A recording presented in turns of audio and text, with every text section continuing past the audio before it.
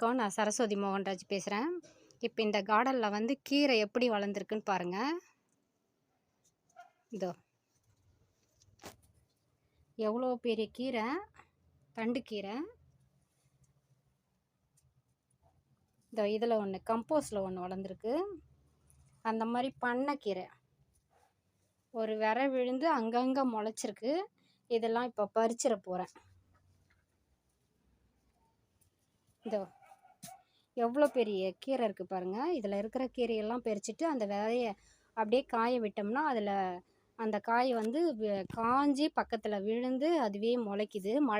ஒரு மழை பெஞ்சா போதும், அப்படியே முளைச்சிடுது. அந்த மாதிரி ஒரு 4-5 இடத்துல இருக்குது. இதோ இங்கே கூட பாருங்கள், ஒரு தொட்டியில் அதில் வச்சுருக்கேன், ஒரு கேனில் அதுலேயும் சிகப்பு தண்டு கீரை பண்ணைக்கீரை இருக்குது. இதில் இருந்து தான் வெடித்து எல்லா இடத்துலையும் பரவி இருக்குது. இதோ ஒரு 4-5 இடத்துல இருக்குது. அதை பறிச்சுட்டு காட்டுறேன்.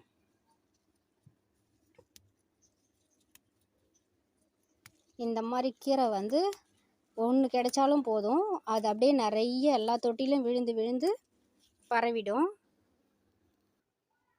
இப்போ தண்டு கீரைலாம் இவ்வளோ வந்திருக்கு. ஒரு மரத்தில் வச்சுருக்கேன். இது வந்து பருப்பு கீரை. இதுவும் எங்கள் வீட்டில் இருந்துச்சு காலி இடத்துல.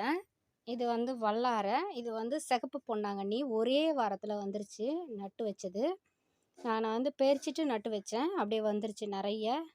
4 தண்டு தான் கொடுத்தாங்க தெரிஞ்சவங்க. இவ்வளோ ஆக்கிட்டேன். அதில் இந்த மாதிரி நிலமே இல்லைன்னாலும் சரி, நம்ம வந்து இந்த கேனில் எதனா ஒரு கவரில் கூட வச்சு கீரையை நம்ம வந்து வாரம் பறிச்சிக்கலாம். இந்த மாதிரி நீங்களும் கிச்சன் கம்போஸை பயன்படுத்தி இந்த மாதிரி கீரையாவது வாரத்துக்கு ஒரு வாட்டி அறுவடை பண்ணுங்கள்.